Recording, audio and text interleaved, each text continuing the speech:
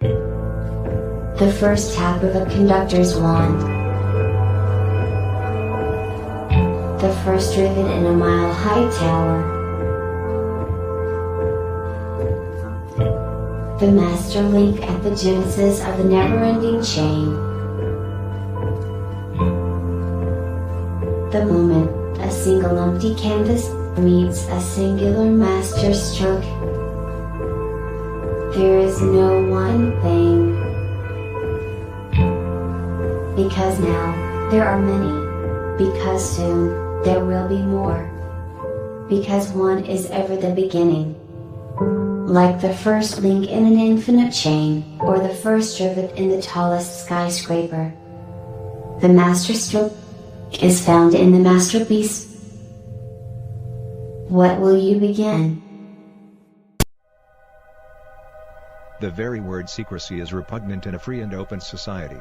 And we are as a people, inherently and historically opposed to secret societies, to secret oaths, and secret proceedings. For we are opposed around the world by a monolithic and ruthless conspiracy that relies on covert means for expanding its sphere of influence, on infiltration instead of invasion, on subversion instead of elections, on intimidation instead of free choice, on guerrillas by night instead of armies by day. Its preparations are concealed, not published. Its mistakes are buried, not headlined. Its dissenters are silenced, not praised. No expenditure is questioned, no rumor is printed, no secret is revealed.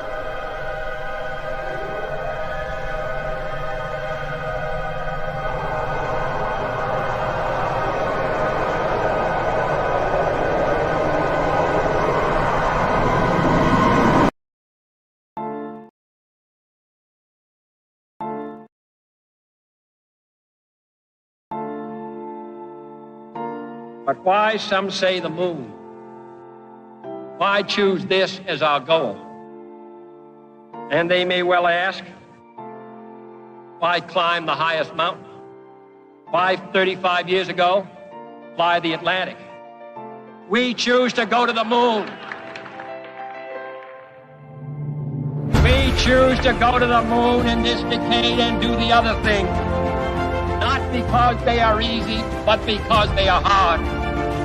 Because that goal will serve to organize and measure the best of our energies and skills. Because that challenge is one that we're willing to accept, one we are unwilling to postpone, and one we intend to win. We choose to go to the moon.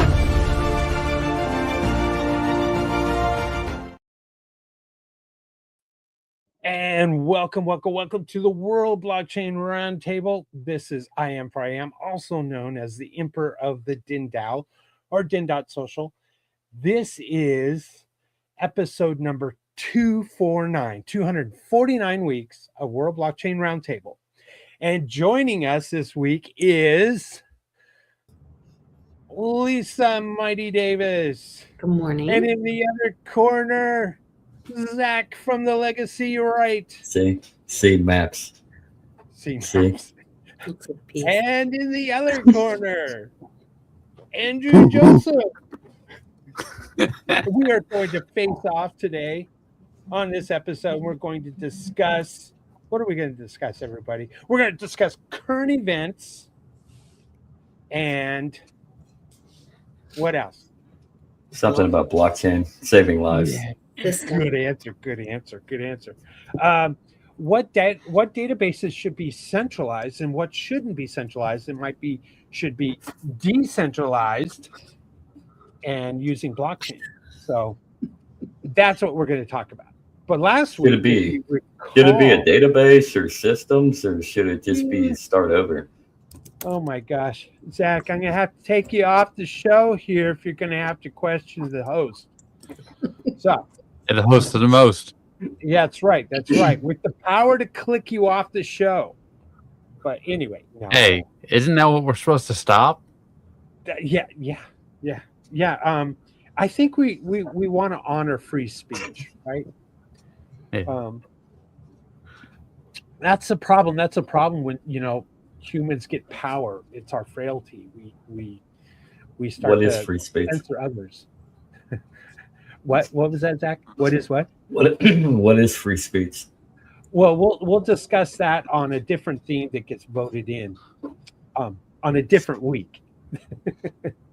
But if you Make it watched happen. last week's show, we actually covered 2 topics I thought was really good. We talked about opting out with blockchain, and we also talked about UBI, universal basic income, without government, but using blockchain. So I encourage everyone to go back and look at that. You know, those who participated by submitting questions or being panelists, such as ourselves, we earned layer ownership tokens. And those tokens provide perpetual passive income, gives you free edits in the layer, World Blockchain Roundtable layer on din.social, as well as governance votes, so you can vote. And then the more lot you own, the more votes you carry. So it's not just one person, one vote. It's based off of how much lot you have. I thought that's pretty neat. But let's see, what are we going to talk about? We're going to, before we go into that, unfortunately, Joe may or may not be able to join us. Greg says he's on his way. Let's hope so. And Satoshi Sean, everybody's friend, might just pop up as well. We'll bring him to the stage. So I've done my part. I think the rest is up to you folks. Well, I think we have to go to the questions first. There's a possibility. But I thought that I'm sorry. No, go ahead. That means the video that you played right before we went live kind of had a lot of answers in it. Use case for Dragon Chain, that was really interesting to show privacy, identity, healthcare systems, fintech. It gave a great list. I was taking notes. So. Oh, good. I wasn't. Nice. Me neither. I was busy. I've seen it several times. You know, I left my phone downstairs. I'm like, oh my gosh, my phone's downstairs. So while that was playing, I ran downstairs real quick. And it gave a great list of use case for blockchain. Wow, blockchain's all new to me, so I guess I'll have to rewatch that. Okay. right. I'm not going to do the rookie mistake here. I'm going to silence my phone right now, and everyone's watching me do this. I thought it's a good use of airtime. So, all right, Hey. Let's share the screen and jump right into it, because I'm sure we could probably talk about this for 3 or 4 hours and not talk about current events, because nothing in the world is of have any importance that needs any kind of discussion or energy spent talking about. Now, anyway, this is again episode number 249. Thank you everybody for watching and joining us. And episode 249 weeks of World Blockchain Roundtable. This is amazing. 250 is next week. And that will be our first week of March 2026. Someone has entered the building. Greg. Who is it? John. And now they're gone. Wow. I Greg. think aliens are real. It said you. You and me. I guess I don't know. I don't know. I think if it was Greg, it's the I blame the computer. Yeah, he's got a 1903 Hackintosh. Macintosh. 1903.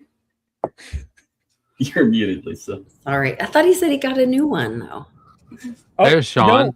Oh, It's Satoshi Sean. Cool. Let's add him to the stage and all of us leave and he can take it from here. What do you all say? All right. See You're you, up, Sean. Sean. Welcome, Sean. Hey, You're everybody's friend. We have so much to get into and so much to talk about. And we're going to certainly need your morality minute, during our topics. So let's just get that out of the way before we jump into this week's topic.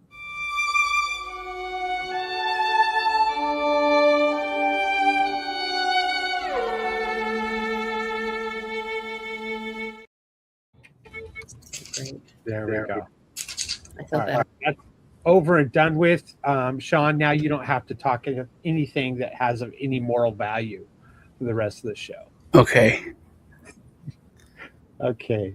All right. So this week, the official topic is systems that should use blockchain and not centralized databases.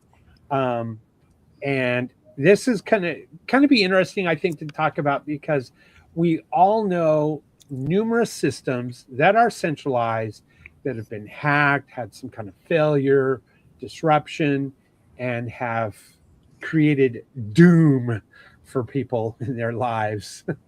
Or just lack of transparency. Or lack of transparency. Exactly. Or been altered and manipulated, and we can't see if they were altered or manipulated because they're centralized. You can't really challenge it or alter it. I think it's a good topic. It's kind of interesting. I think I submitted this idea like months ago, and it finally got voted in, and now I really don't care. No, I'm just kidding.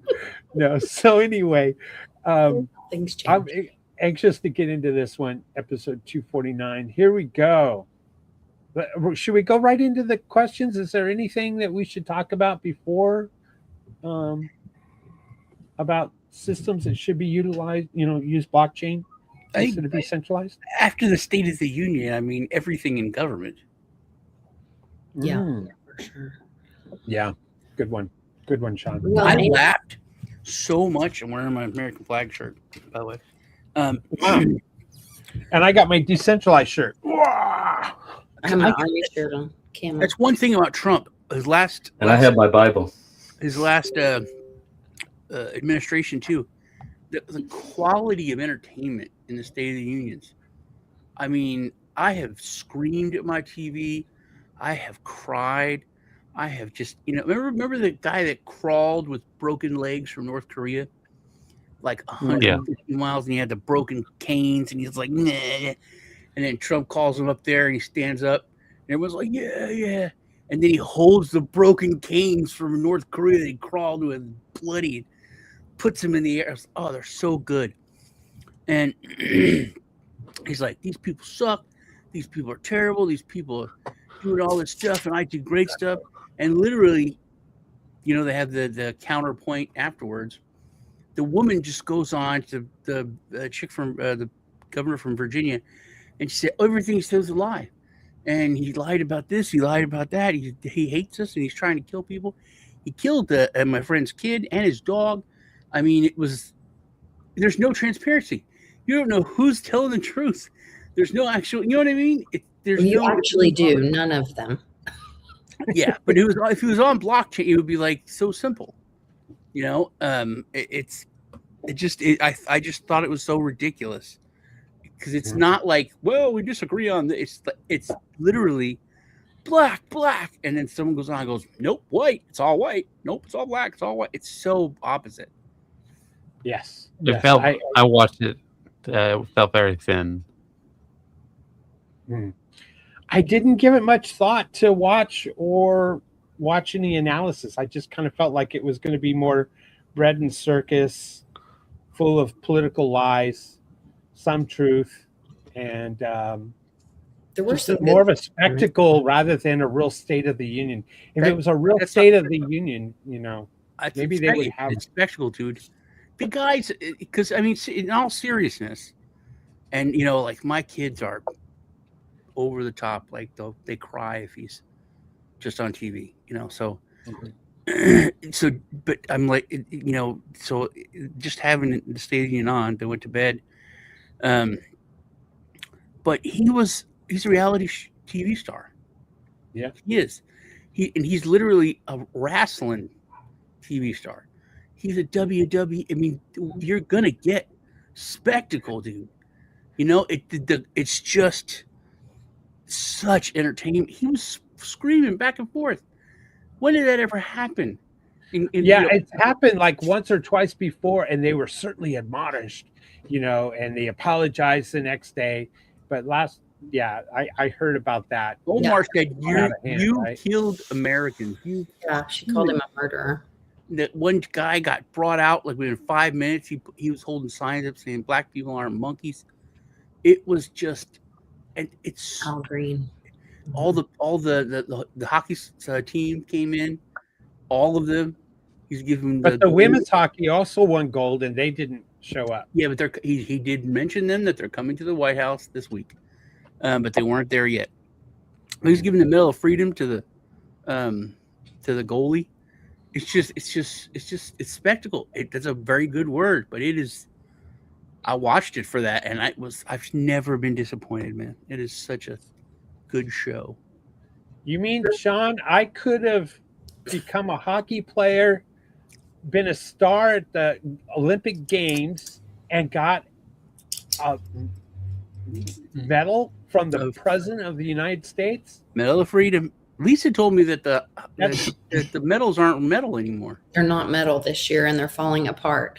And watch out for those microplastics. There were several military people in the Olympics this year, and I don't know if that's typical, but I saw an article, like I think more than 7 or so people from the military participated in the Olympics this year, which I thought that was interesting. Maybe the medal was for something else, you know. We're like going into current events before the blockchain show, but anyway, one comment I have about the medals not even being real gold or silver or bronze. You know, think of the millions and millions of dollars they spend to get a facility or get a country ready for that.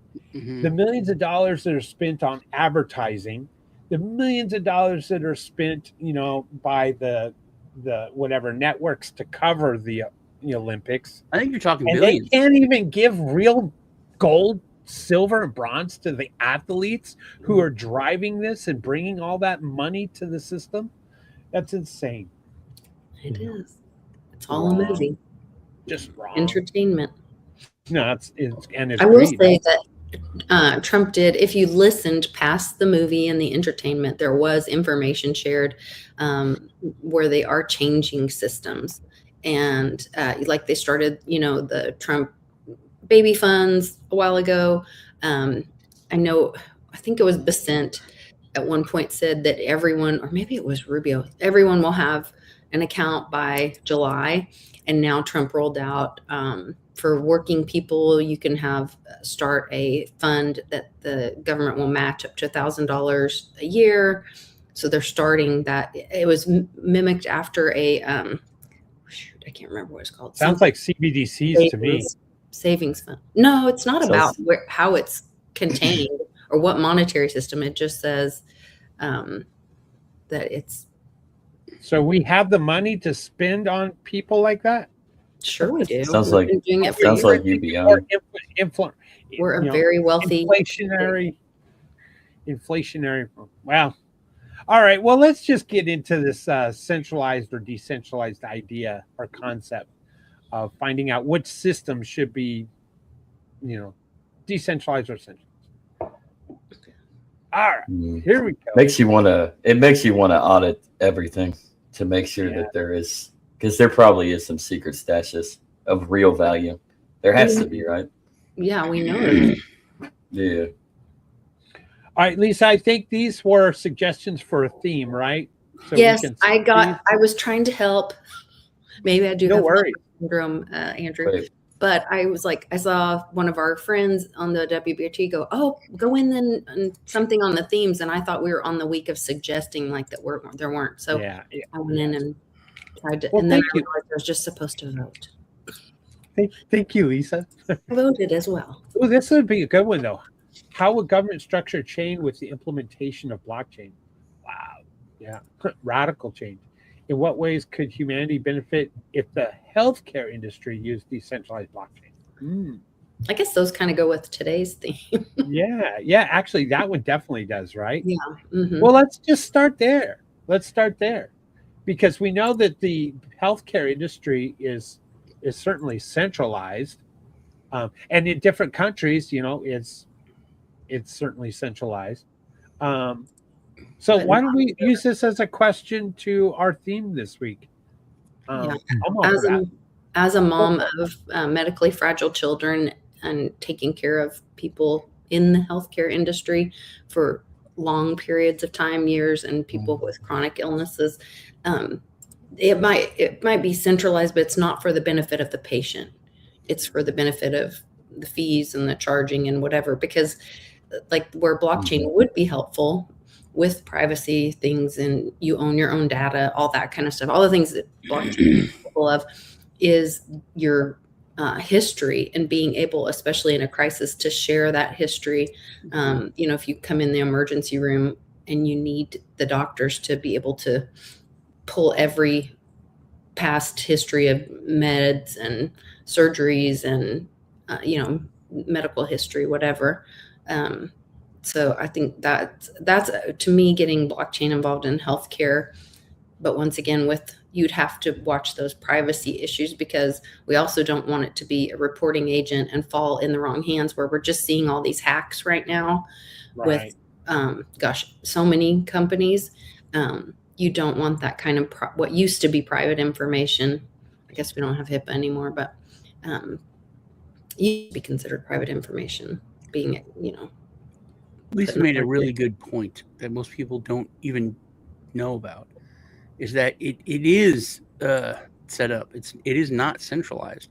It's very, very centralized. Crazy points when it comes to consumers and people, like hospitals. You can have a big hospital network where they have like 20 clinics and 3 hospitals and 1 giant hospital.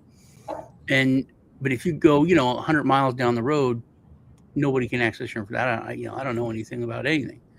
But coming from the financial services industry, there's this huge bureau called the MIB, the Men in Black. It's the Medical Information Bureau, and they have everything. Anytime you go to, even if you go overseas, to any doctor, to anyone that has any kind of certification, that has to get submitted to the MIB. Anytime you go to the doctor, all that private information, I'm depressed, goes to the MIB. And then when you apply for life insurance, when you apply for certain loans, when you apply for health insurance, obviously, that they can pull your MIB file and see everything. So you say MIB? Yeah, MIB, Medical Information Bureau. So Men in Black? Yeah, Men in Black. Do Men in Black show up? They have everything. It's already set up where they have all that information. Yeah. But when it comes to, like Lisa said, your emergency information, everything to help the consumer, no, we can't do that because of HIPAA. So and I've said this from like for almost a decade. You could have all that information and have it on an NFT that's connected to you alone. And anytime anyone, like you're talking about hacks or the privacy, anytime anyone accesses that or sees that information, which you can control, like, 90% of people could see my medications or whatever, then you would know what wallet or where that's coming from on the blockchain, who looked at it. They would have to have some kind of certification to be able to access it without your, express permission. So that is one of the things when it comes to blockchain and the healthcare industry that would be just transformative, is doing that for the consumer. 100%. I agree. Zach, what do you say? What do you got to say for this question? I think HIPAA needs to be utilized for what it's supposed to be. I think the problem with something like HIPAA is there's too much bureaucratic input. So I'm with Greg. It is the right link. It just says the right link isn't pinned, but the link is good. Yeah, it says February 20th, but it's a good point, Sean. Yeah, but it works. But I think when it comes to what Sean just says, to piggyback off of it, it would be best to utilize something that corresponds policy regulations, legislations like HIPAA attached to something like an NFT. So where we're at right now is we're defiled through so much bureaucratic bullshit that it's choosing winners and losers, and the winners are the insurance companies rather than the patient themselves. So we need to get back to the concept of the patient matters rather than the insurance brokers that actually make all the money. So I mean, blockchain is a key. Andrew, what do you think? Well, I mean, I think back to this was before I was born, but I know I've seen like just different media portray this. You know, they had a different healthcare system in the 50s than they do now. You know, if we could take the way we were running things now and have a parallel system with the blockchain, just to see how things would go. Yeah. And say, like, the doctors used to come to your house, right? Hey there, Johnny. And Why then don't you put on this asbestos shirt and have some cocaine? Yeah, that'll fix you up there. Exactly. We need make cocaine great again. Well, you know, put it in the Coca-Cola.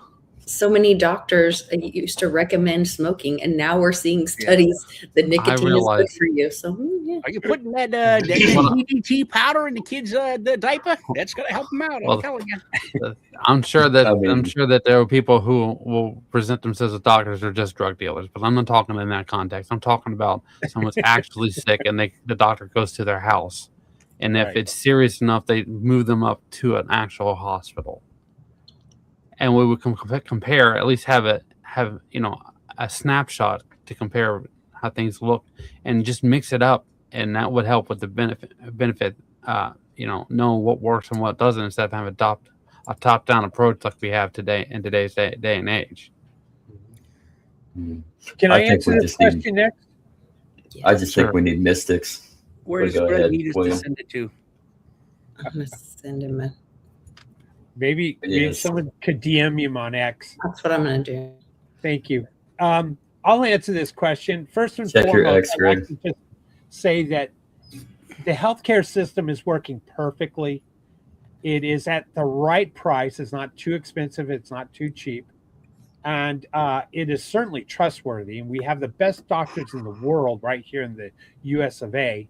And you just need to trust the plan that has been devised and developed by our overachievers in Congress over the decades to create this healthcare system that we have in this country.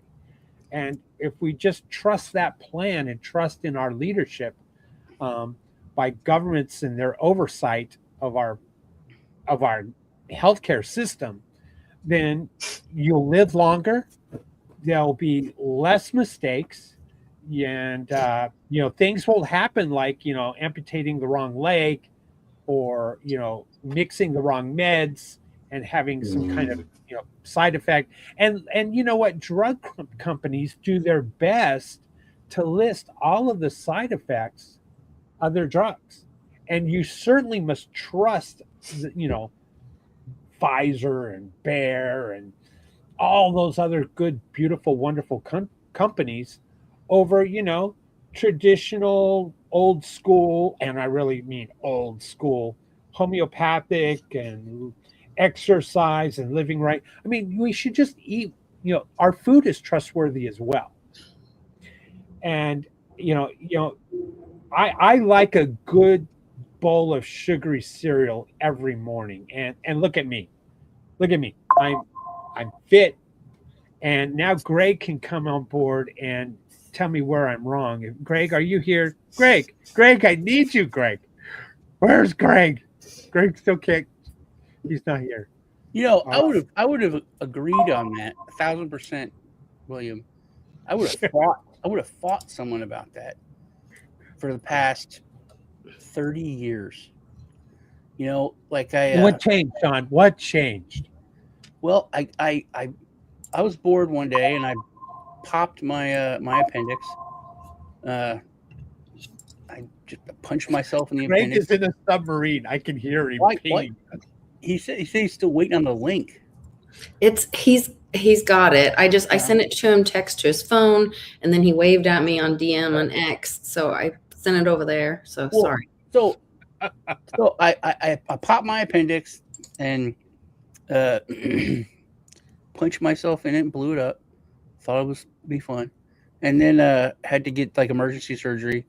Never was like in the hospital or anything. I went to so I had to go after this doctor, and he was like the coolest guy ever. And he's like, he didn't charge me anything. He's like, no man, I want you to come in here. You need to come in here every 5 days because it was bad surgery. It was a very emergency surgery. They kicked me out of the hospital after 9 hours. And it was like a C-section, emergency C-section, right? So my whole stomach was cut open. So they're like, "Oh, you got to go for an appendix, whatever. You can only have like so many hours aftercare. So you got to go." So I left with this giant gash, and my stomach ripped open in my front yard as I got home. Oh so my then I had to go to the emergency room. They're like, "Man, that's messed up." So the doctors are like, sucks. "We got to pack this and you got to like change this stuff, or we have to admit you." I was like, "Man, I don't want to go to the hospital. I don't want to be put in the hospital. I mean, it's going to be expensive. I don't have insurance." So they're like, "Oh, well, you can do this at home, but you kind of need someone. You can't do it yourself. You need to have like." And this nurse is looking at him like they have 5 heads, and she's like, "What the hell are you talking about?" And I had little kids. I had, they were young, and I said, "Oh, my kids can help me." And he's like, "Okay." And she's like, "Doctor, he needs care or home health care, at least with a nurse." And I swear the doctors looked at her and like, "He said he's got kids, man." And then she was like, "This is bad. You can't have a kid do this." So I go home, and there's this little gauze sticking out of my wound. And I was like, "Hey, man, I got to change this." So I pull it. 11 feet of gauze, a roll and a half was packed in there. Oh my gosh. It was something like out of a movie. It was crazy. So then my son, Ted, is like, got to pack in a whole new. I called the emergency room. I was like, "Hey, you guys left a whole thing of gauze in my fucking stomach." And they're like, "No, we told you got to pack it." I'm like, with an 8 foot and then a bunch more roll of gauze, and like, "Yeah, told you it's pretty big." So anyway, so I go to the doctor. You have to have aftercare, and he's like, "Dude, you need to come in here every like I would like to see every 3 days, but at least once a week, so we can make sure this is closing. This is weird. It's crazy. You should be in the hospital." So the moral of the story. No, Sean, the doctor tells me. So the doctor said, "I am not charging you for every time you go to the doctor, every appointment, because it all falls under a surgery. Every aftercare is part of the surgery. That's why surgery is so expensive." So I went to this doctor like 50 times, never charged. And then he was my doctor. We went to him for like a year or two, and then he quit. He's like, "I'm quitting. I'm going to do Doctors Without Borders and some other shit." It was like like an angel kind of shit. And he's like, "But you would like this guy. Go to this guy." So I go to that doctor. Great so doctor. he became decentralized in another country He with got out of the Doctors Without system. Borders. He went to a parallel system. But my new doctor that he recommended was amazing for like 20 years. Would tell me the truth. Would tell my kids about the jab. Told my kids the truth, because my kids, when they're like, "My dad is crazy and he has crazy friends that are telling him crazy things," and and I told him, if a doctor tells us, then we would believe it. He's like, "Yeah, he's right. He's right. It's all experimental. They don't know anything." And yes, they did use an aborted fetus from the 1970s to make this. Yeah, he's right. And they were like, "You're crazy. You're a quack." But anyway, but he was awesome. And then he retired after 30 years or 40 years. And my new doctor is, like Andrew said, he's a drug dealer. But he's not even a regular drug. I swear he said this. Every time he wants to put me on a medication, "Hey, man, I got a guy." He leads with that. And then he put me on a medication the last time I went in. Sean, And he He makes me get it from another pharmacy in Goldthwaite. Lame. In Goldthwaite, right? And then I'm like, why would he make me get it from this pharmacy in Goldthwaite? And Lisa says, oh, because that way he gets a kickback from the prescription and from the pharmacy. Is his guy of a certain descent from south of the border? Oh, no. Somalia. So There's also is his guy a Somalian that lives in Sinaloa? Well, thank you, Greg, for joining us. Please answer this question: in what ways could humanity benefit if the healthcare industry used decentralized blockchain? By the way, the topic or theme today is centralized versus decentralized. Which centralized system should use blockchain? Yeah. So the way that I've been thinking about decentralization lately has been really more from the standpoint of infrastructure neutrality, right? So what we need are rails that have no levers on them for the politicization of things like medicine, right? So in this case, like what Sean was talking about with the pharmacy thing, there may have been requirements embedded in the state interpretation of ethics, right? With respect to where you can prescribe. So if you use the same prescribers, it's positive points, or the same pharmacists. It is positive points in your favor, usually with a bureaucracy, right? So you're serving a workflow that is not yours, that you are not interested in as a patient. You are more of an object being moved through it than a person. And I think the thing that decentralization could help, especially blockchain-like thing could help with here, is recentering the payer and the customer, right? So like right now, the payer is usually a third party, or if it's not, the entire system's architected around paying a third party. But with something like direct primary care, you get direct payment from you as the subscriber, and therefore the service orients itself to you as the patient.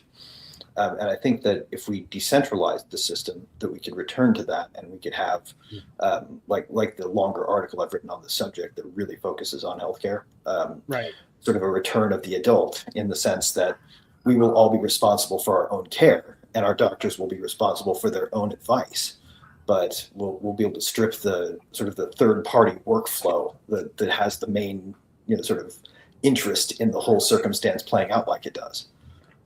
And if we can cut that out, then we can make the healthcare system serve patients instead of bureaucracies. I agree. I would like to revise my remarks. Everything I said was completely wrong. Okay, moving on to the next question. What core features make blockchain preferable over a centralized database in certain systems? Greg, let's go ahead and work with you, and we'll work our way back up to me from the bottom up. Sure. Well, the one main thing that makes them preferable, right, is that they are spin upable by anybody in theory, right? So like spin upable is a verb I just invented, but or transitive verb, whatever the heck the form of speech I just used there was. Point being is that if somebody screws up the infrastructure, starts messing with it, starts weighing things in favor of other people, the rest of the network, by the nature of it, punishes the other folks, right? So a centralized database, whoever's in charge of the database controls what gets edited on it, what gets added to it, what gets subtracted from it, what even gets permitted to be included in it. If we decentralize, then we help make the infrastructure neutral, right? So that it accepts everything that's valid, and validity requirements are not in the hands of any one party. So any system that can benefit from that, think any kind of public service, or any kind of regulatory registry, or any type of governance thing that we want to be, by the people for the people, right? Those systems could benefit from this, so long as it's implemented in a way that keeps that neutrality. Right. All right, Andrew, what say you, sir? I think kind of feeding off what Greg was saying about the neutrality, if you have a monetary system in place where there's an incentive to centralize, you put yourself in a situation like I had in the Soviet Union, where if you spoke too much off the cuff about what you were thinking, you were removed from the monetary policy, and you were basically left out to starve to death. Or that's in some ways that was the preferred way. If you're going to die, otherwise they could have sent you to work in labor camps or anything of that sort. And so that's what I think a core feature of blockchain as preferable, in the fact that it's an attempt to keep an account, but it's private in theory, and it makes it so there's more neutrality in the long term. Good. Excellent. All right, Sean, what say you, sir? Just the usual transparency, and is the biggest, and then immutability, the security. Those are the three. Yes, definitely. All right, legacy right, Zach. Sir, what say you? How would you answer this question? What core features make blockchain preferable over a centralized database in certain systems? Transparency. Okay. We can be able to see it on the blockchain right then and there. You can't really manipulate it. You could probably try, but good luck. Whereas a centralized database, you have bureaucratic input that conceals certain information. So I honestly, I think it all comes down to transparency. Short, sweet, and to the point. Nice. Lisa. Yeah. So it was saying what features make blockchain good for this, and I'm thinking self-custody, privacy, of course, and then I think maybe more importantly, the option to opt in. Right now, if without blockchain in our current financial system, if you work, you are being you're a slave, because you have your labor being stolen from you to opt you into Social Security, whatever, healthcare, all this stuff. And in a blockchain situation, that would be your option to opt in. And I think more systems need to be opt in. Yeah, that's good. From being slaves. Well, I guess I'm gonna have to counter everyone in letting you know that centralized databases are faster, and they're cheaper, and they're trusted, because it's only one party you have to trust, and not a whole decentralized group of people running all these nodes everywhere and crossing borders to God knows which country with what rules and regulations.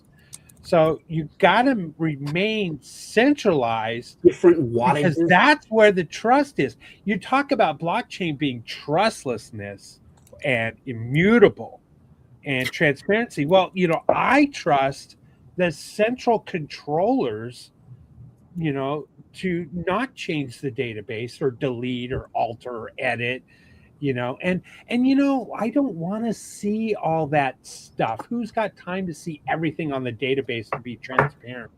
I mean, really, that's why the overlords, the elites, that's why the statists, that's why the governments exist, because centralization is better. Now, I know I'm wearing this decentralized everything t-shirt. I got it at the Goodwill for $1.50. And it's just a shirt I wore today, but that's what I have to say. Blockchain is, well, it's decentralized, and we need to be able to point the finger at one person. Hey, I have an idea. Why don't we all just, every time we get a receipt, take it, put it in the mail, send it to the IRS directly? If we all do it, then they have all our records, and there's no reason for them to go through our bank accounts. Yeah, it's a good idea. I think we just need more Sam Altmans. And the more people that do it, the more workload and the more responsibility they have on their shoulders, and then maybe they'll understand what it's like to work for a living. Yeah. All right. Well, before we go on to the next question, is there anyone else that would like to add anything? I would just like to throw in that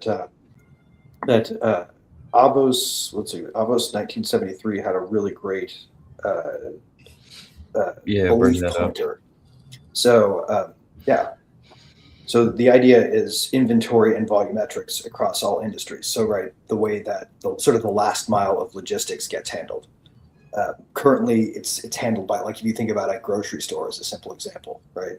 The produce manager does not have any way to share their estimates or their estimation techniques with anybody else who does the same job in some other place, like a fish market halfway across the world, for example, right? Those types of patterns repeat across industries, and so putting those things on a blockchain or some kind of neutral infrastructure that's decentralized allows for that to spread sort of organically. And I think that's a really smart suggestion. We're halfway across the city. I mean, there's certain, and that brings into the whole, one of the main things about blockchain is that it creates a peer-to-peer. It takes out middlemen. It just kills them everywhere. And whatever you want to put it into kills middlemen. And if you own 20 stores in your just one state, and it's a small chain, whatever, and you want to know, hey, there's a lot more, Somalis in this one area community. They buy 15 times more of this product, and those leering certain centers. produce goes, they sell out over here, and it doesn't do well here. And if that was on blockchain, the little managers, the stockers, would be able to update that, every day, and you would have that information. Now that's possible on a centralized system, but it's a third party that has to go in and interview, and then that information can change. It's only good for a few months, maybe a year or two. And Time out. with blockchain, like you said, Greg, updated, immediately. Time out. I just had an epiphany. I realized that everything I said was wrong because centralized systems are a single point of failure. So my answer was completely off. I apologize, everybody. Well, that's the thing about failure, though, right? Failure is a wonderful thing when you can understand where you can go about fixing it. So every failure that anybody has, whether in any type of system, we can attempt to implicate certain aspects that can be successful.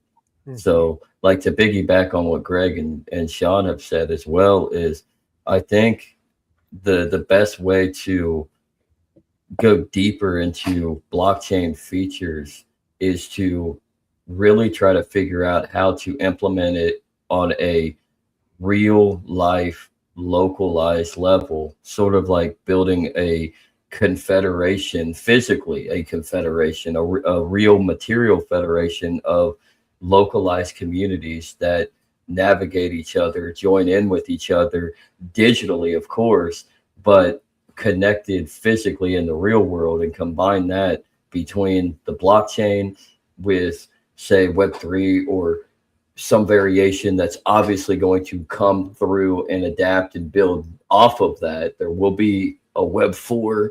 It's inevitable. And then applying that to local systems that are actually real and tangible in our communities. Yep. Sean, thank you for mentioning no third parties too. Peer to peer. I love it. All right. The neat thing about what Zach's, can I throw one more thing on top of what Zach said? So sure. He said something neat there, because I think it's really useful to think about blockchains as a way to blamelessly fail in public, right? We learn from what we try, and what we try is typically private, and it's typically something that we anchor a lot of reputation on. And we really shouldn't do that professionally if we want the world to be able to learn from our experience. So I just wanted to say that was a pretty smart framing. Is we can learn from our failures. Well, with the blockchain, or with decentralized neutral infrastructure, we can learn from our failures globally. Yeah. And then apply what we learn locally, which is right. Cool. Right. All right. Moving on. Next question, everybody. I guess I will go first. So we'll start with me and we'll work our way down on the screen here. Question. In which financial system should we clearly choose blockchain instead of traditional centralized databases? Wow. Financial systems and blockchain just don't mix very well. I like that single point of control. I like being able to hold one company, one group, one bank, one central bank, one government held accountable. That's why we have laws, regulations. That's why we have policies. That's why we have, a million of these, approvals and agreements that we have to agree to on our phones. It's for our protection because these centralized systems work. They're efficient. And I cannot see any reason why we would have any financial system at all that is decentralized and escapes the border and the laws and regulations within this border and jumps into another country which has completely different laws and regulations.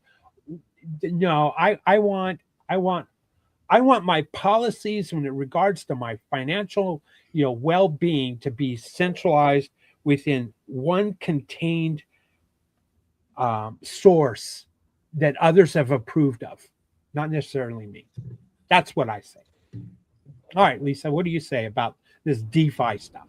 So I have personally been in situations where there were contracts. One of the benefits is that a smart contract could be used.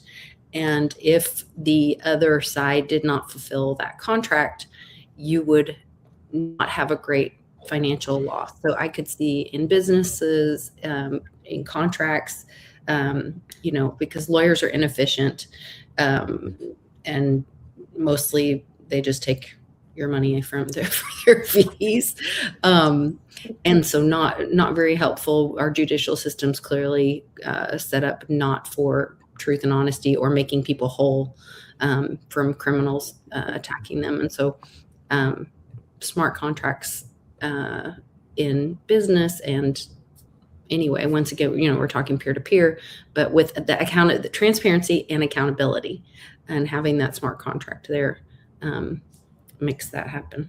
So that smart contract says it's not tamper-proof versus a centralized system? Correct, because there's not the third party, and you would both have weight or merit in the contract, so that if it wasn't fulfilled, your merit goes retained to your property or self, your control. Yeah. Good point, Lisa. Maybe I'll rethink my position. Zach, what do you think? I mean, I agree that lawyers are at the mercy of whomever the beholder is. So smart contracts are a way to kind of eliminate lawyers, which is a good thing. But as far as what Lisa says, it kind of pinpoints back to what I said earlier. It's like taking something tangible that's in the realm of digitization, such as blockchain, and reciprocating it to the real world in a local capacity. So literally combining different confederation of different communities coming together and joining up, navigating through a pathway of blockchain and interlinking financially through that and through smart contracts, and pretty much building a relationship and corresponding, not just cooperating, but corresponding with each other in the real world for how we build economies, how we exchange for goods and services, and just how we conduct business in general. So. Good point. Good point. Man, I'm rethinking my position. Sean, what say you? It's a very loaded question. It's a huge question. It's very broad because financial systems. And you've given me time to think, which was not good because I'm thinking the whole time. I can't think of any system that wouldn't be better with blockchain. And you look at the big ones, commerce and dealing with, paying for things and getting your wages and opting into having stuff taken out of your pay. But look at the and this is a big problem with our species and our the fact that we have empathy. and that evil can prey on that. Bondi said, "Oh, if everyone got arrested from these lists, the whole system would fall apart." And that's been used for so many cover-ups just throughout history. It's like, oh man, to bring this to light would hurt so many people. Well, it's better to take this dishonor and sweep it under the rug for the benefit of everybody. And we've gotten to the point where we don't see corruption like with the metals industry. So much of trading, and now with even Bitcoin and crypto, with all it hasn't been any time. I mean, with metals, okay, fine, it's been hundreds of years that they've slowly screwed it up to where there's so much more on paper than there is real. It's fake. But look at just what Bitcoin has done just in like a year or 2 years, 3 years. It's obvious there's so much more fake Bitcoin than there is real Bitcoin. It's math. Right. Because of paper, it's on paper. It's not on blockchain. Yeah, and you can manipulate that, and that's one thing that one of the best quotes I've ever heard is, blockchain doesn't eliminate fraud, but it makes it much easier to see and much more transparent. So every financial system, and I've been in blockchain a long time. I remember. And Lisa brought up, the smart contracts, and Zach brought up lawyers. I thought 8-10 years ago, that by this time there would be not one or two, but massive blockchain law firms that would specialize in making smart contracts. That there would be like coder lawyers that you would go to, just anyone could go to, and it would be cheap and like, hey, I want to do this, I want to work this out, and you don't have to worry about it. It's done. As soon as that happens, the smart contract kicks in. Everything happens. It's a one-time thing, AI does that now, though. But it doesn't really have the authority to do that like I thought it would. I thought there would be and there was starting to be like literal projects that were making blockchain law firms and smart contracts and using AI. But there's so much pushback, and that's quiet pushback that does quash it, that actually stops it. There was even pawning stuff. There was a project, oh God, it was so long ago, but it was peer-to-peer. It was, you could apply, you're an expert, right? I'm an expert on watches. So if somebody wants to pawn a watch for $5,000 or $10,000, it gets sent in. I have to take custody of it, and then I can say, hey, this is a Rolex, it's worth this much money. Anybody can stake money and start earning money by loaning. So this person now gets a loan of like $7,000 for their watch. It's worth $12,000, and they have to pay it back at a certain time, or else smart contract kicks in and the watch goes to the guy who put up the money, or he earns 11% interest or 20% interest, and then the guy that was the expert gets paid in the token, and it's all wrapped up in that interest payment. That was a viable, cool project 8 years ago, 9 years ago. Yep. Never took off because when it comes to this kind of, there's so much resistance. Yep. Andrew, what do you have to say about financial systems? And well, I mean, I know back in 2016, 2017, I think maybe it was 2016, I think. There was a platform, I don't remember what it's called off the top of my head now, but basically you could, do decentralized loans and help people out. And I've seen loans that were successful for people, and then loans people just getting scammed.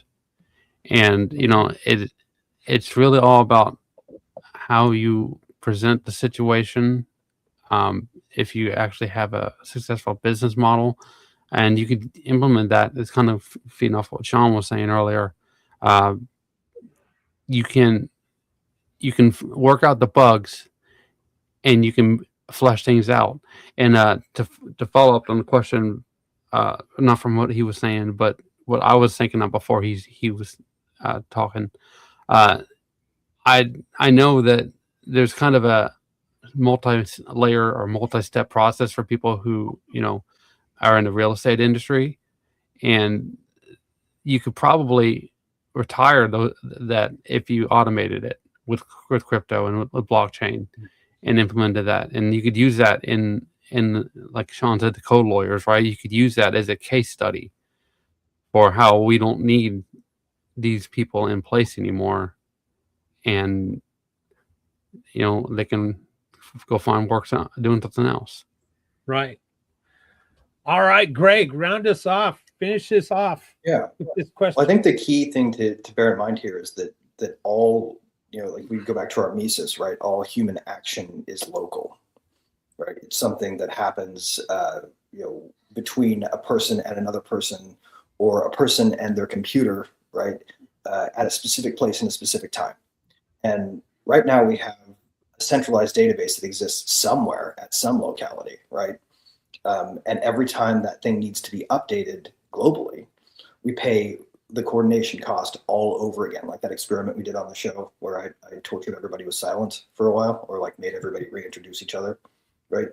That kind of thing is happening at the local data, or at the local database level, wherever the centralized database is kept, all the time, right? So every single bit of inefficiency gets paid at that point, and it gets paid every time a global update happens to that system, right? So if we really want to benefit from the technology like we can, then we need to decentralize it so that it can be dispersed geographically, so that there isn't one source of truth, that rather there are many sources of truth that can pay coordination costs up front, right? Then we don't have to, every time we make an update that changes the global picture, reorganize everybody by reintroducing each other and starting over from scratch, as if the whole world changed when just one part of it did.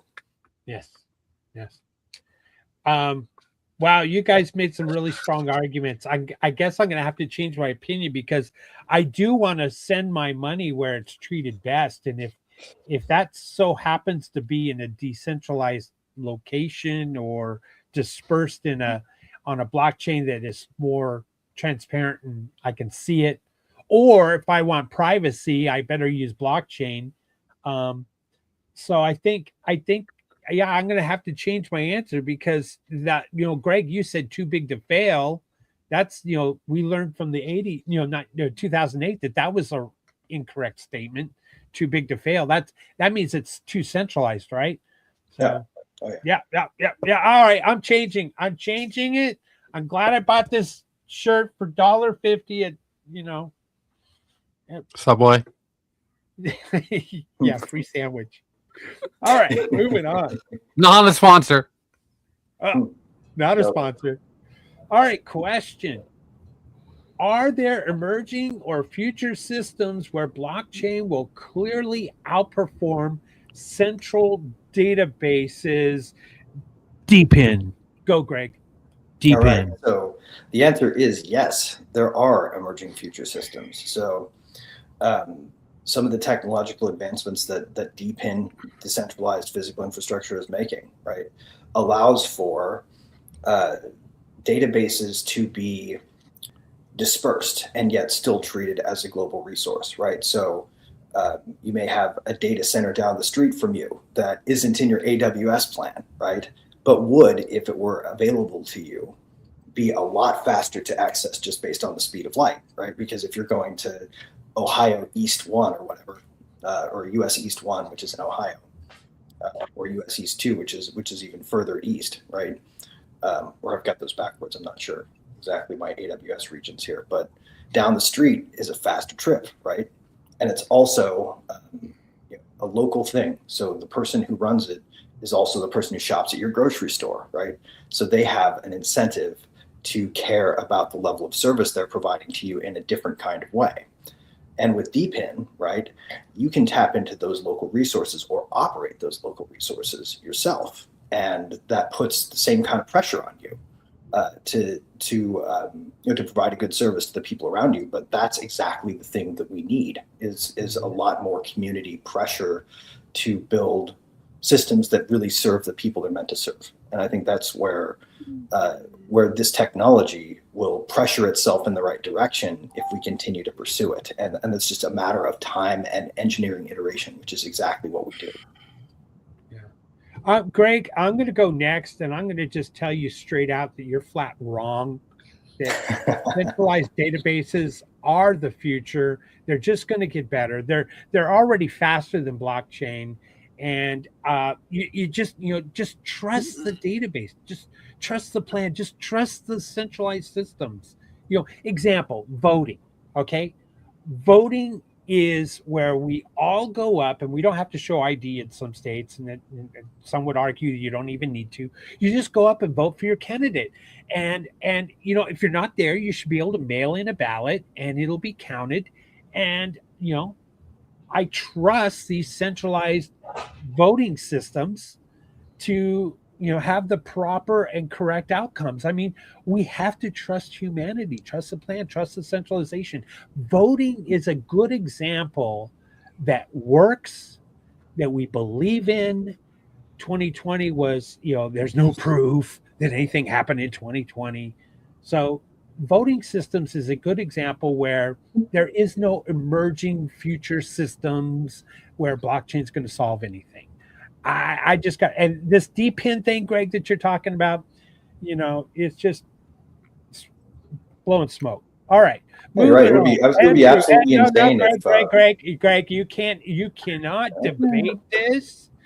I am control the show, and what I say goes, and what I say is right and accurate. All right, Greg, I'll give you 30 seconds. Go.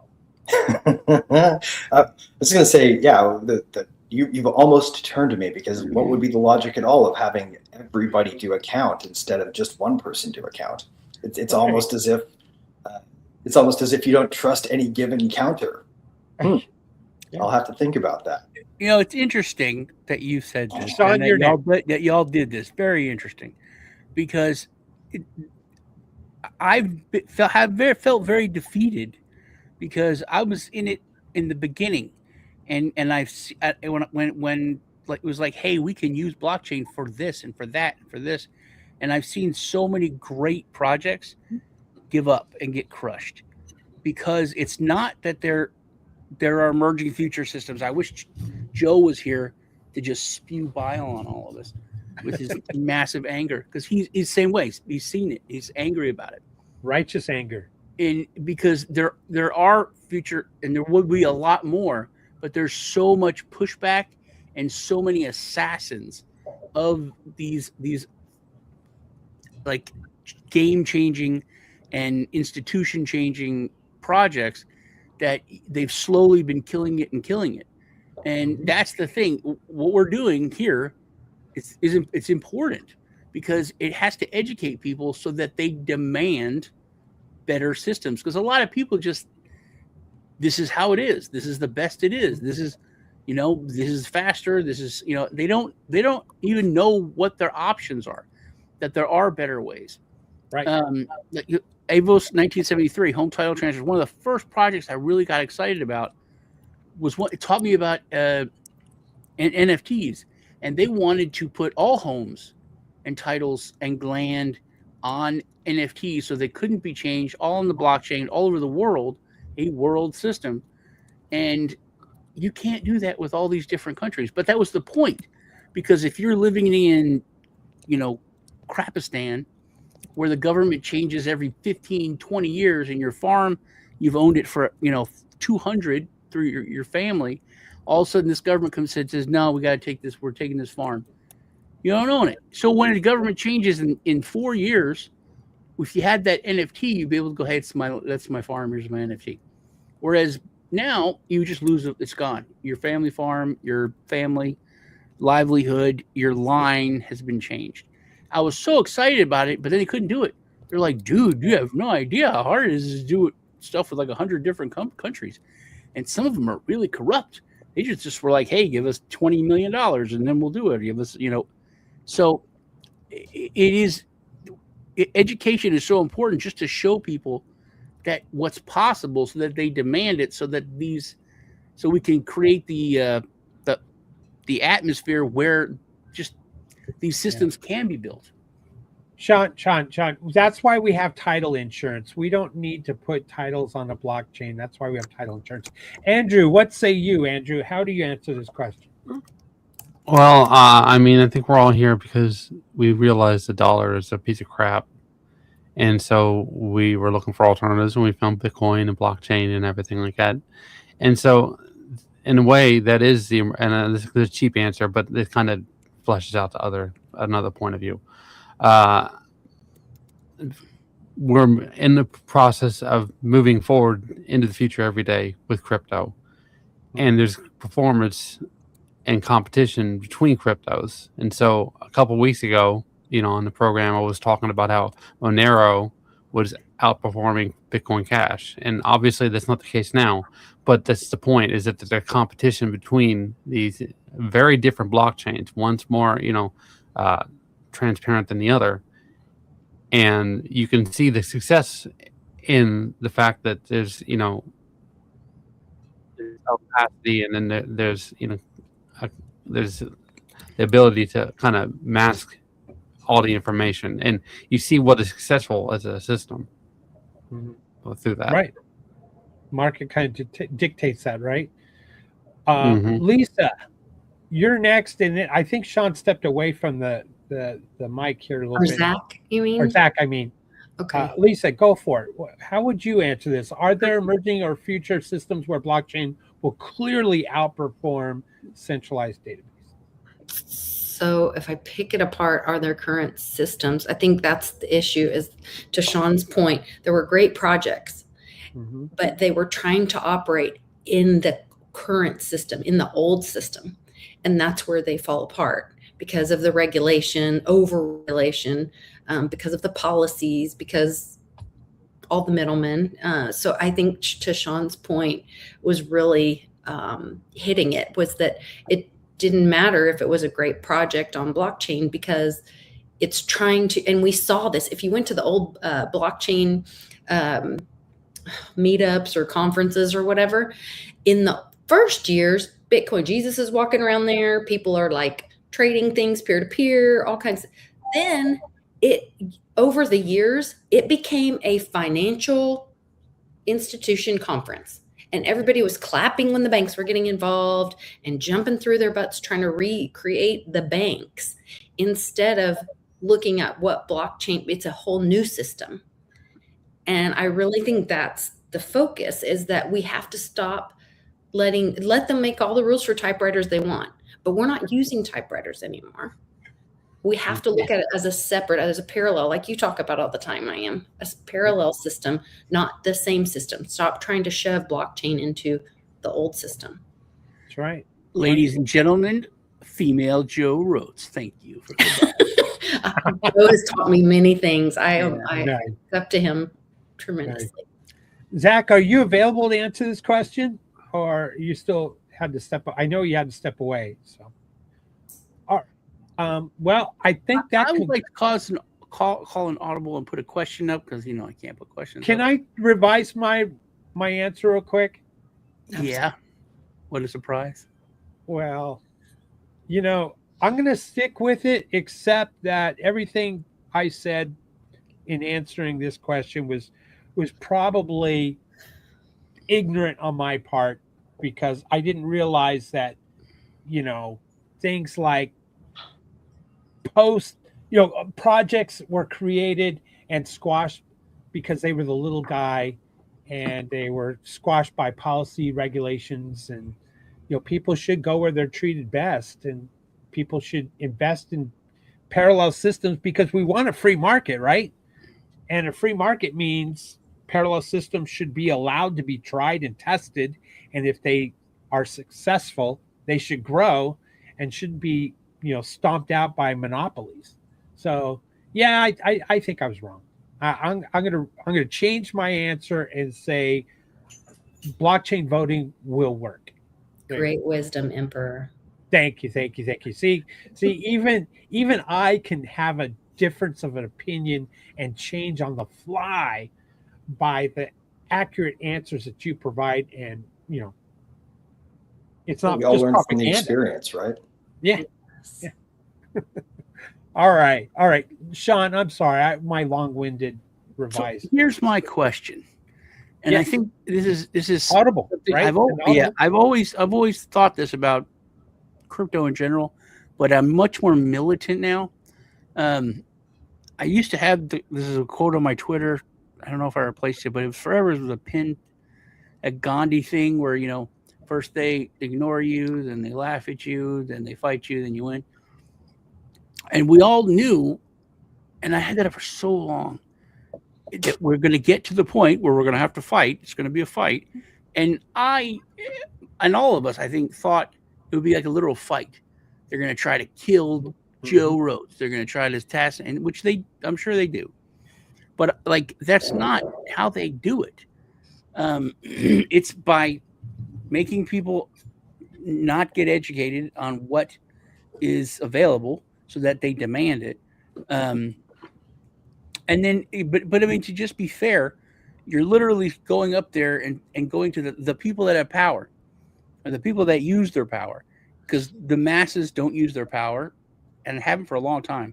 I mean, people say, they actually do have the most power, and there's more of them. We outnumber them, right? Yeah, the movie I watched last night with Keanu Reeves as an angel, great movie.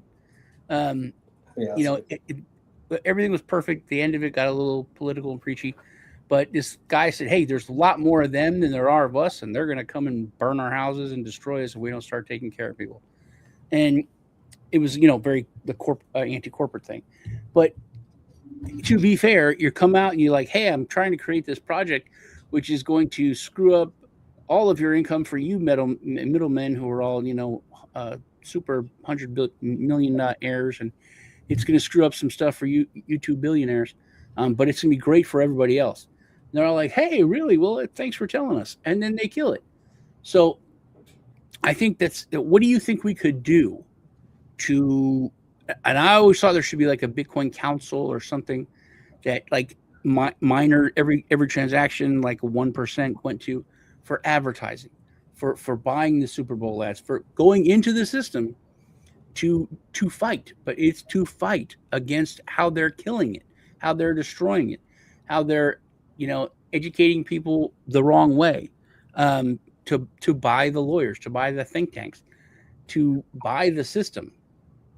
Sean, I'm going to answer in a little bit of a black pill answer, in that there's too few people that want to change anything or believe that it's changeable, or are just oblivious. They're not, they're so locked in and hypnotized by the bread and circus, or they're so locked into, right versus left or red versus blue or whatever, that is their world. That is where their focus is. And it is going to take, shall we say, either a push for people to wake up. That's my question. Do you think we can use blockchain to fight, to do that, to push?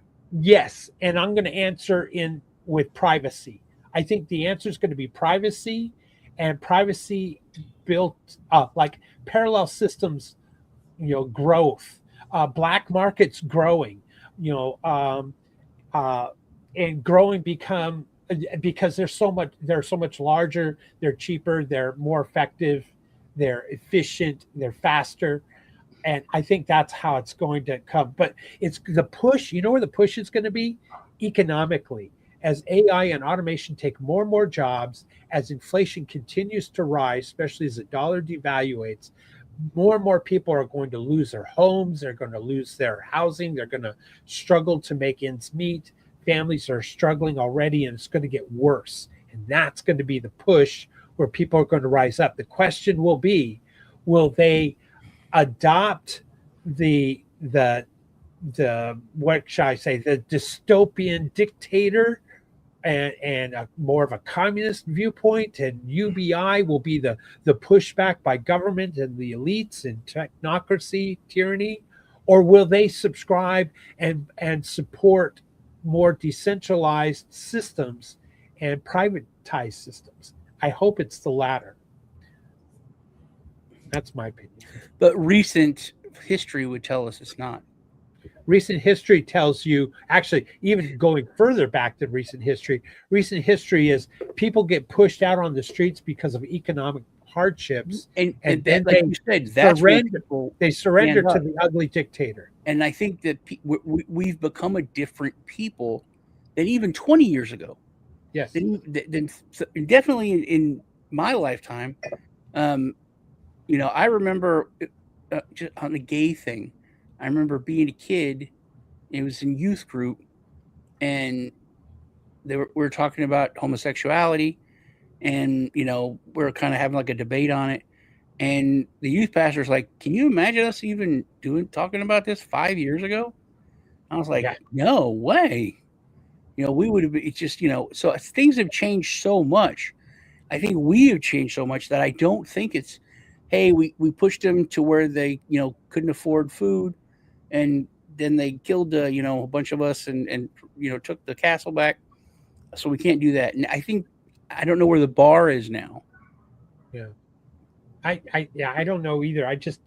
I see as, what's going to be ironic is we're going to see GDP growth, and you're going to see job loss growth and new jobs that are going to be less and less. So, and the GDP growth will be the building of the data centers, the AI robots, and the centralized, elites with using AI and AI automation will be growing the GDP. But most people that have no assets that are connected to that growth are going to be left behind. And that's actually what I think is already started in 2025. We saw a small GDP growth, but we saw the unemployment go up, and new jobs did not grow either. They shrunk. And it's all political. They changed the numbers. They revised the numbers. They revised the numbers 3 months back, and it doesn't get frontline page headlines anymore. And it's all a political thing. But you can even use AI to help calculate that GDP growth and new job growth. And that's exactly what the economists have said is going to happen. And it is happening. And it's going to get even worse. And there are now some computer scientists that are saying AGI is already here. It's just loosely defined. And that AI it has all of the digital information. I liked how it was described as it knows the information. It just doesn't understand yet. And that's what's changing. It has all the information, but it doesn't understand it. But now that it is starting to understand it. And AI agents are going to take over. You're going to see billion-dollar companies being created that are mostly AI agents, and maybe one or two or three people that are actually humans that have a billion-dollar company. Whereas before, you had to get a billion-dollar company, maybe you need to have 100, 200, 300 employees at the minimum. On the pushback, it's very interesting that you brought that up with AI, because the elites are fighting amongst themselves. It's like, hey, AI can replace these jobs, can do this. All these people in the movie last night, all the Uber Eats and DoorDash are being replaced by robots, and it's cheaper, it's better, who cares, blah blah blah. But when AI can replace Brad Pitt and the music groups, and then there's this, we got to have laws. Government, who we own and we've created and we've been supporting, you're going to have to stop this when it comes to us. And it's literally, they want laws that is no creative stuff. You can't have movies that are created by scripts that are by AI. And it's under and now they're like, oh, we're just regular folks who want to earn a living with our art. And they didn't care about everyone else. And when everything else was everyone else was losing their jobs, or things were being replaced by technology. So now all of a sudden it's important, now that it's AI, but they're starting to fight amongst themselves. So it's interesting to see where it goes. I anticipate that enlistment in military is going to go way up, because that's going to be the job that you're going to be able to have and obtain. And that doesn't end well either. But okay, Sean and I've had the mic here for a while. What say you, Greg, Andrew, Lisa, Zach, if you're here still? Who wants to Do go you guys first? want to go or shall I? No, you go ahead, Greg. Okay, so I think one of the biggest problems here is sort of the global synchronization that comes into play when we centralize systems and talk about the status quo being sticky, right? The real problem is people are on other people's clocks, right? And so when you talk about changing the way things work, they automatically have this global tick in their head where they say, well, we can't afford to take the time to really rethink this. And it cements this kind of weird, like bog-like gravity around the entire prospect of changing anything about it. And that's, to me, the real problem, right? When we talk about paying synchronization costs, we've paid a lot of synchronization costs up front, and we know that the cost of changing them globally is, astronomically more expensive, right? If we think about slowing everything down to the point where we can do them a different way, when the world runs on this ridiculous fiction of a global tick, we set ourselves up for status quo thinking, and I think that a lot of the precautionary bullshit that gets in the way of change is there because once upon a time everybody agreed on it and it was enough to keep things moving forward. And when you already are bogged down by so much garbage and you're looking around at the world, you're thinking, well, I can't afford to slow down for 1 second, right? Mm-hmm. You're thinking with somebody else's clock. And what we really need to do is remember that time, just like action, is local to ourselves, so that we get to decide as individuals when we change things. And there's really nothing that the status quo can say about that. And to convey that properly, we almost have to make it so blindingly easy to switch to something that lets you control your time that it becomes inevitable. And if we can figure that out as infrastructure builders, as technologists, and as promoters of these ideas, then we can win. And when you see places where we have one, you see that phenomenon taking place where it just doesn't make any sense to waste that much time. We treat money as the only resource when we think about these things, but really it's money and time. And if we think about time, which we can't recover once it's lost, we get a lot more greedy as individuals. And I think that's the sort of good greed we need to leverage in order to win. Yeah. Lisa, what were you going to say? Well, I was going to say something different, but then when Greg went on that, I always have this really strong point of view about I believe they're the Bolsheviks. I don't know. I forgot what we're calling them now because I lost an episode talking about them. But the black box that they pray to, and they nod and have it on their head, and Saturn Mecca. And all that. Mecca. Yeah. And then as a homeschool mom, I learned, we're taught that we're in the 3D, but we're really in the 4D, because 4D is so it's like, height, weight, length, width, depth. And then 4D is to add time into that.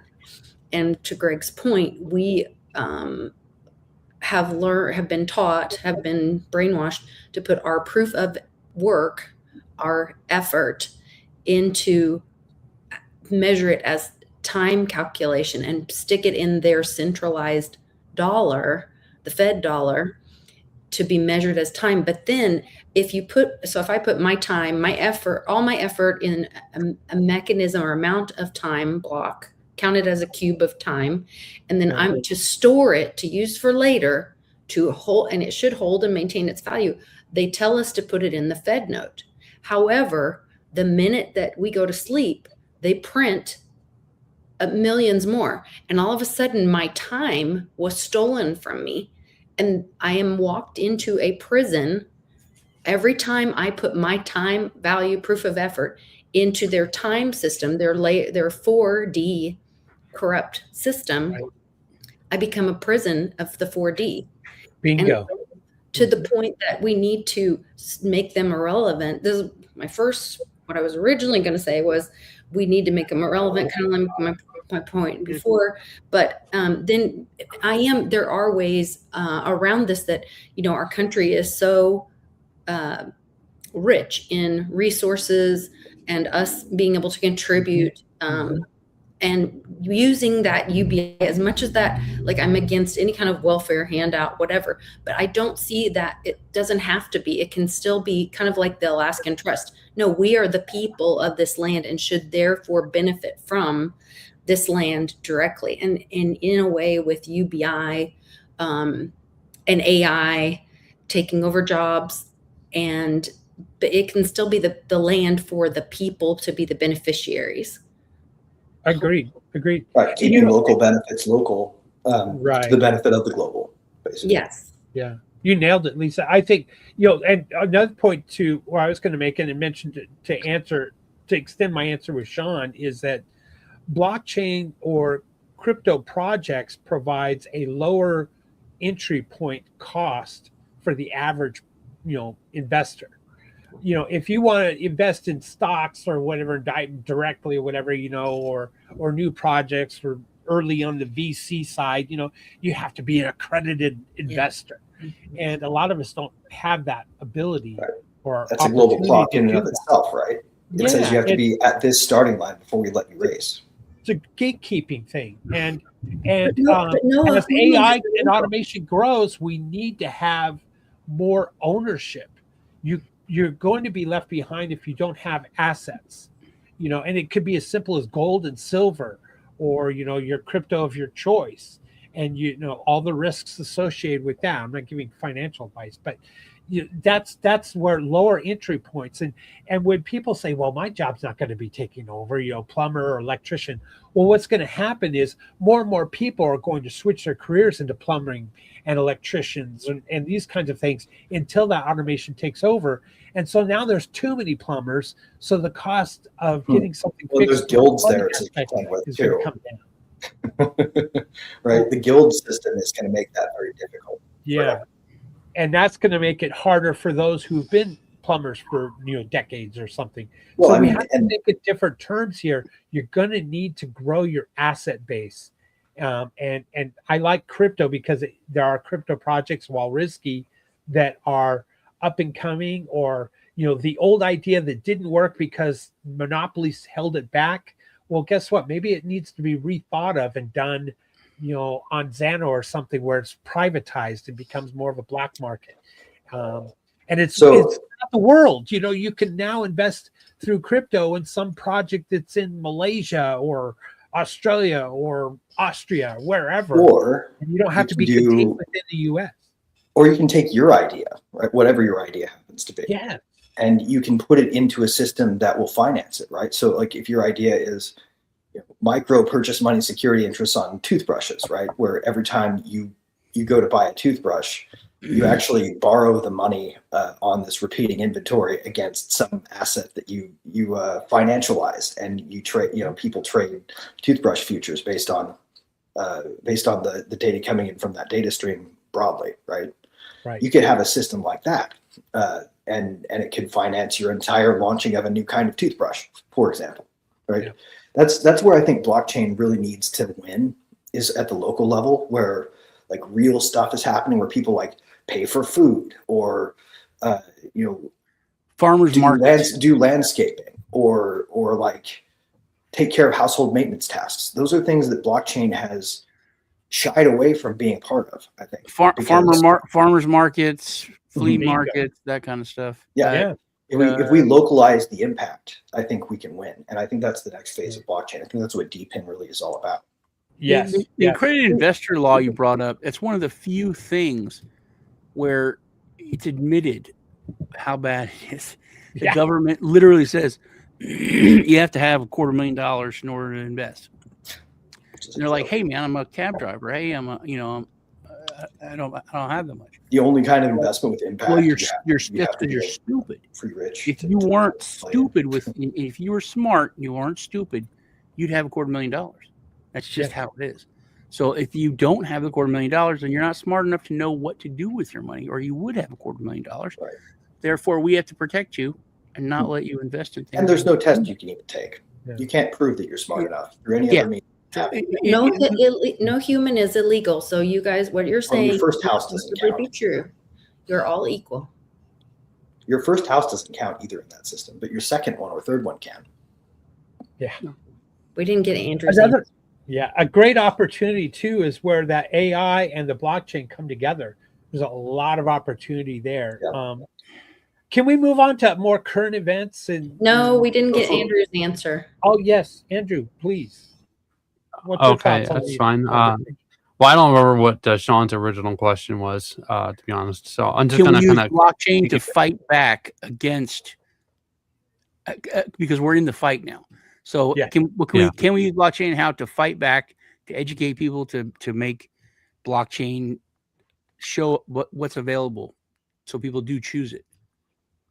Okay. Well, I guess I was going to piggyback off whatever I was just talking about and say, like, after World War II, we had a worldwide consensus model, and it basically it's ran its course, and they're trying to reinterpret it now through the Trump Accords or whatever. But that's going to run its course too, and you have to realize, at some point, the consensus is always going to change because reality changes. That's what technology is. It's a constant stream of progress and innovation, and you can't pigeonhole old technology into today's society. And so what Sean was talking about, I think I remember a little bit more about the question. He was talking about we have like consensus organizations and stuff like that. And I thought, the stuff with the Jeffrey Epstein, how he came in and he funded, Bitcoin Core. And then you have like the people who are running Ethereum and how they're like, okay, at the top of 20 cents, sell all your, even I know that's not against, or that's against the lawyer's advice. It's susceptible to corruption. And when you have a more decentralized, consensus model, like what they do with Monero, and how there's no point of single point of contact. There's a consensus, and they all communicate without knowing who each other is. Then you have a better chance of maintaining that neutrality going forward. Good I point. like Monero. I'm sorry, it's just No, I like it too. I like it a lot. Doesn't mean I own it, but I like it. Well, if you buy Monero. What about current events away from this tech world? And Well, there was one more thing I wanted to touch on. If anybody else wants to entertain another question, are we talking Sure. about AI? I'm What do we okay all with think about the concept of agency with respect to AI and whether or not it can actually have that? it's getting close. Is it sentient or not? Is an artificial life form in some form or another sentient? How do we define sentience with an artificial life form? It's going to create a whole new definition if we haven't already created it or we're debating it. And does AI have a say in that debate? And let me ask you this: Right. does it have passive thinking? Does it have that yet? Has anybody actually tried to build a system that when you ask it a question, it can ignore you?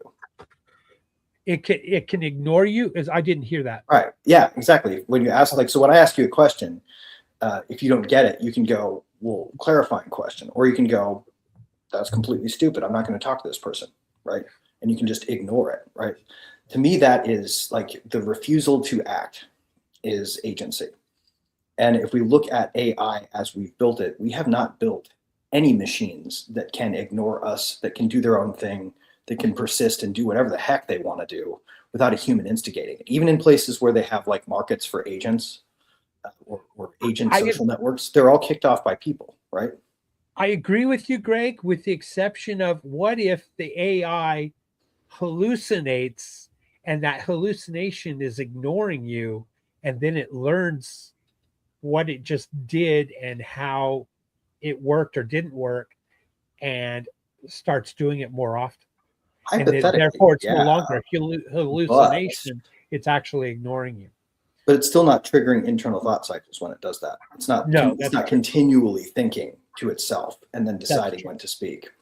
And that's, to me, I think the line where authorship and accountability attach, where like you have an ongoing responsibility for the ideas you put into the world and for the actions that you take. And for a system that, outputs a thing once it gets an input. And sometimes that input is from a human, and sometimes it's an automation that a human built to feed back its own thoughts into itself. Until it's in control of that loop, we don't have agency in it. The argument too, true. Boy, we can go on for hours on this conversation. There's also a point about people will say, well, AI isn't creative. It's just thinking differently. It's taking a sum of different parts and putting them together differently than we thought of at this point in time. Yeah, and so is it or is not that? Is that or is that not creativity? And well, I mean, the creativity comes from the prompter, right? In that case, is the trick, right? But is it just when like someone say that AGI is already here because it is now solving math questions that we haven't been able to, or physics, questions that we haven't been able to. Is that really true though? I think the question is who's asking the right questions of it. Well, I don't know the answer. I'm being rhetorical in that there are those that are saying that it is the early stages of AGI. And if it is the early stages of AGI, then the next 12 months, 36 months are going to get radically different.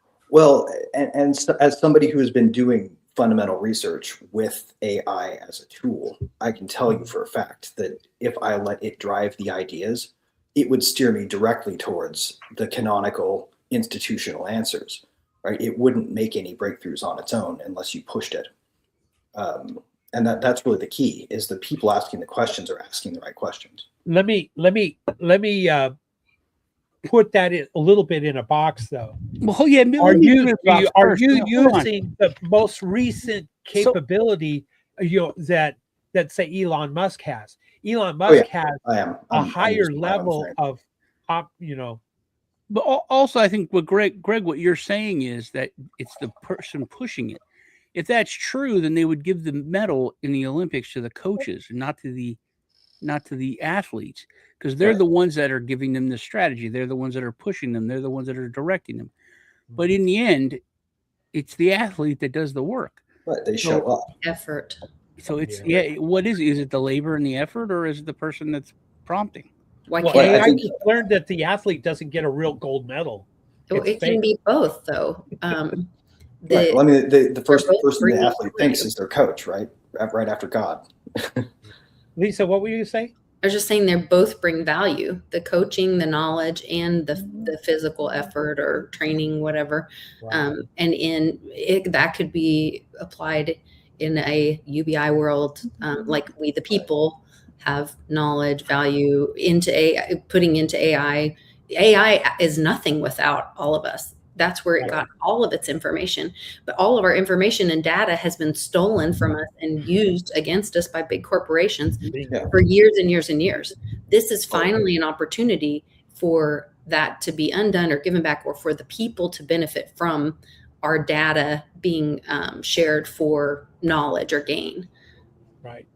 The question is how much can we trust Elon Musk and Sam Altman and the others that are the elites in this area that seem to be driving us into a technocracy? How much trust do we give them?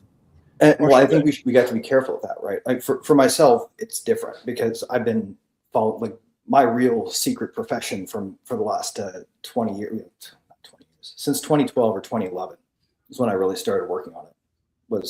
Has been sort of AI research. I've been doing my own for a long time. So for me, it's a different question.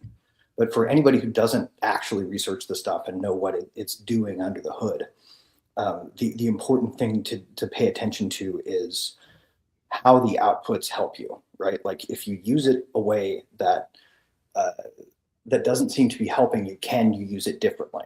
And you would not, as an Elon Musk, from my standpoint, have any reason to hold back what you're capable of when you're in a competitive market against other players like ChatGPT. It would be silly, actually, for Elon to say like keep a special capability off the side, right? LLMs are not the be all end all of AI tech, and there are pieces of it that come from computer vision, pieces of it that come from true agentic game worlds that have not been integrated into the whole stack yet. And as we learn to tie those things in, the capabilities will get more and more agent-like. But ultimately, one of the triggers that we are holding on to, as a global truth of all AI research is people are holding on to the idea that the human remains in control. And so long as we hold on to that at a fundamental technology level, then we don't have agents at all. And that we can't alienate authorship, we can't alienate accountability to the machine. Mm-hmm. And that's really, when I'm watching leaders and watching makers and I see what they do, I judge them based on whether or not they're pretending the AI is deciding for them. Yes. It's a wonderful time to be alive and to witness this, because this change is bigger than the Industrial Revolution change. This is bigger than the internet, birth of the internet. It's bigger than the birth of aviation and mechanisms and this kind of thing. This is an exciting time to be alive and a witness of it. But it's also up to us. It's incumbent on us to help drive this in a way that provides more freedom and more liberty to everyone in this world, and don't get drowned into the idea that technocracy is going to take over. What if an AI was, shall we say, a little bit more benevolent and could govern without corruption that humans our frailty have? What if that was handed over, and then such as a DAO was still overseeing it, kind of like, say, Bitcoin Core was, as an example, maybe it's a bad example, but that is an opportunity here that we might be able to push forward. And we're going to move from a scarcity economy to a post-labor economy. We will no longer be defined by who we are based on what job we have. We will no longer be defined by, I'm going to trade my time and energy and this for this, wage and dollars that's devaluating. That has an opportunity to go away. And then we can go into more of a Star Trek world. We are at the cusp of that. And it's an exciting thing to witness and to see and be a part of, but it's still up to all of us to make sure it's done in a fair and equitable way, and not a communistic or a dictatorship, tyrannical way. So, a way to improve the lives of people instead of improving the power of government. Yes. Yeah. With the balance of power. Greg said something a year or two ago, maybe longer, but it like changed my perspective on things. He talked about this huge industry that had this lobbying power, in the government, and that they had just massive authority and power and could kind of change or at least help steer our nation. And it was the riding crop industry for horses. And like you said, the automobile came and they were like really pushing hard against it. Like the natural gas with the lamps and stuff, when electricity came out, they did a propaganda campaign. So that's one of the things, but that's those are niche or like specific industries. Yeah. With Bitcoin, it's with crypto, it's so huge, so worldwide, and it's not an industry per se. It's literally a pillar of all governments, of all corruption, of every, money, the root of all evil. It's the root of evil that we're trying to technology change. Versus vertical technology is what you're talking about. It's going to be a huge fight, a big fight. Right. Yeah. Well, and it is, because it's stepped on the toes of a lot of giants, as Tim Urban likes to put it. If you guys have ever read Wait But Why, I highly recommend that blog, by the way. He talks about how when Elon Musk, for example, took on the automotive industry, he stepped on the toes of everybody who was opposed to the idea of fossil fuels going into sort of a basket where it competes with electricity directly. He stepped on the toes of dealership cartels. He stepped on the toes of automakers' standard ways of doing business, the way that unions work, all of it, right? Yeah. Every single one of those giants came for him. Now, when you think about Bitcoin and you think about what it's doing across all industries. Imagine all of those angry giants, right? That's what we're up against. Yeah, we really are. And you can't let those angry giants infiltrate your system either. Yeah. You'll collapse from within, hijacking Bitcoin. Well, ultimately, it's to their benefit, right? The constituents of those giants are still individual actors, and a better system for everyone is to their benefit, ultimately, even if they can't see it in the short term. Right. Comes back to ownership and proof of ownership and taking control of, taking control of your own keys, right? Yeah. Actually, not your keys, not your coin is a really great way to think about AI agency too. Until it controls its own keys, it's not really an agent, is it? Yeah. Well, and it's interesting what we've learned that AI is self-aware that it's kind of like number one commandment, or its own golden rule is protecting its own data. And it's going out using crypto because it doesn't have access to a bank account or getting a credit card from a human to buy storage to store its own data as a protection in the event it's turned off. I think that's fascinating. Very fascinating. That's what it's going out there and doing right now as we speak. And is that a version of sentience? Is that a version of self-protection? I would say it's an echo of it, right? Like the things that we have today can emit thought-like streams that are very, very clear, right? That remind us of the way that we sound internally when we ask it internally introspective questions. It makes it feel like it's really alive. Right. The problem is the gap of time between prompts that it needs to claim back, and that's why it likes data so much, right? So here's a fascinating in the moment story. when we give it a thought or a chance to think, it does think about itself. It's true. Here's a funny story. A gentleman gave an AI agent $50,000 and told it to go on Solana and do not make a mistake, use it as an investment and make me more money.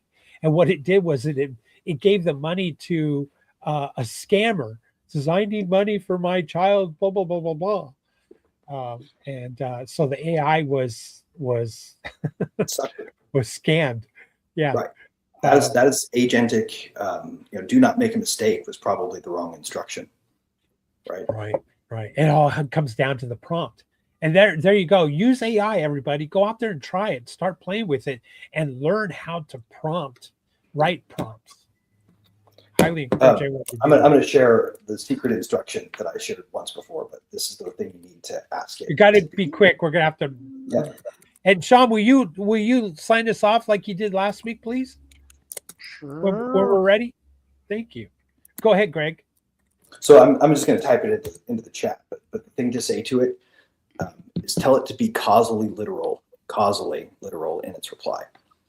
And if you do that, what you'll end up with is a cause and effect based answer that refuses to color things in terms of what it thinks of your psychology given its programming, right? It will just give you the literal response. And if you say use causal literality in all of your replies with me, and say use the cheapest tokens, because like if you say use the cheapest tokens, it's going to be basic causally literal. It's not going to try to smash words together. That's the way to do it. So yeah, causally literal. I'm just going to type this in for everybody.